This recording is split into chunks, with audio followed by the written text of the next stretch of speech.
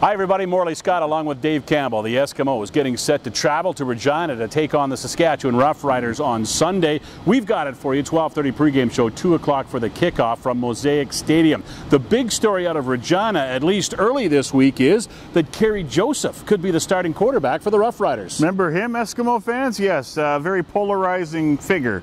Spent a lot of time talking about him after football games the last few years. You know their quarterback situation. Darian Durant is likely shut down for the season, and of course they're hoping against hope that he'll be able to play, but Tino Sinceri has struggled, Seth Dagey has struggled, so they don't have some veteran leadership on the sidelines, or especially on the field, especially in practices and that sort of thing, meetings. So here comes Kerry Joseph. So shows you desperate times call for desperate measures. This is a real risk here, and I guess you could say it's a risk putting in Sinceri. It's a risk putting in Dagey, but he's only had, what, 6 practices, I think, up until game day. So that's what it looks like so far, and this is a player who hasn't taken a hit in a year. So I think the Eskimos defense are salivating. I know that's what Odell Willis said to me recently, and said, well, let's test him. You know, he is 41, hasn't played a lot of football in the last year or any football, so let's test him.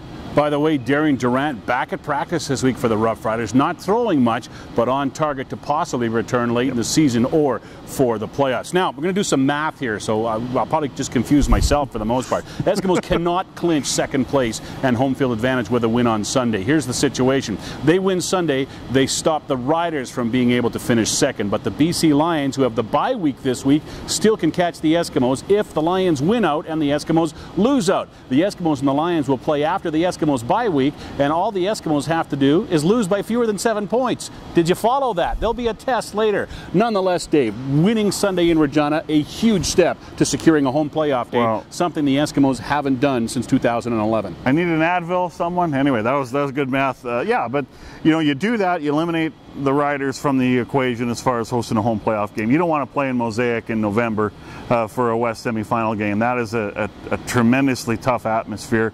You want to play at a Commonwealth. The weather might not be as good, and this is a tough environment this year to play in. So important for the Eskimos, even for themselves, to keep their good roll going, but that would put them a step closer to hosting the West semifinal here at Commonwealth. The win against Winnipeg on Thanksgiving Day, solid performance from the offense, solid performance from the defense. First time we've seen a full 60-minute effort from both sides of the football in a long time. If they're going to win 2 in a row for the first time since late August, they got to get that kind of effort again. Yeah, you know what I liked about it, Morley, was the defense took the ball away. The Eskimos cashed in with points off turnovers, and I think that's really important. And the defense stayed off the field basically because their offense were on the field. They had control time of possession throughout the game, generated 28 first downs, 20 in the first half. So it's good to see, and you got to play your best football at this part of the year. You don't want to be limping in and, you know, kind of backing your way into the playoffs and that sort of thing. So solid performance, the best of the season by far on Monday. Eskimos at Saskatchewan on Sunday, 12:30 for the Challenge Insurance Group pregame show.